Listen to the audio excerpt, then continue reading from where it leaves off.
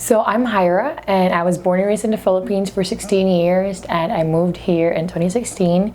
Hi, my name is Louis Anderson. In China, I'm known as Zheng Zhongyi, and I am originally from Beijing, China. So I actually had an abusive family member, physically and emotionally. My neighbors could hear me getting beat up and they wouldn't say anything. They would only say anything once it's done, and I go out and then I have all the bruises in my body. But it is very normalized, even with like bullying and education in the Philippines, like teachers hitting you, they always try to justify it. I moved here and realized that everything that happened when I was younger and when I was in school was just wrong. I also was expecting America to be like the movies where everybody is super rich, glamorous, living their best life. And when I came here, I realized there's like a lot of struggles in America too, and it's not as picturesque as I imagined it to be. Growing up, I had a really thick Chinese accent, and the kids were not easy on that. I'm in the Philippines, we would have a group of friends and study together. In here is they just push you to be like, you're on your own and stuff. So that is one of the things that I found really hard when I moved here.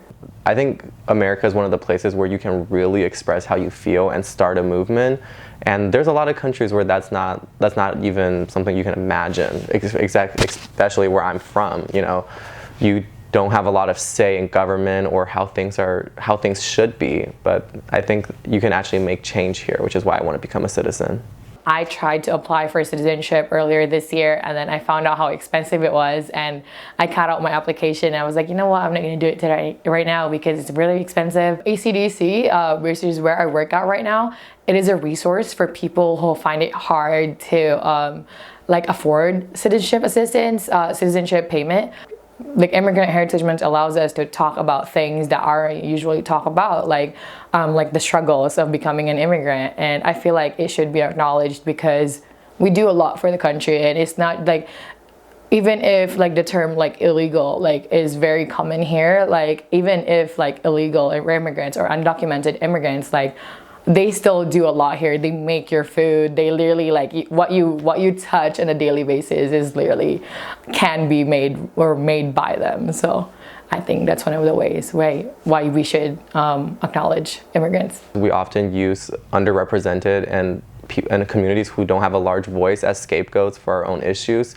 You know, I think we tend to blame people for the things that we haven't fixed ourselves, because we rather just do that than addressing the actual issues. So I hope that's something that can change for the next generation, because I think without immigrants, America would not have the cultural diversity that it has now.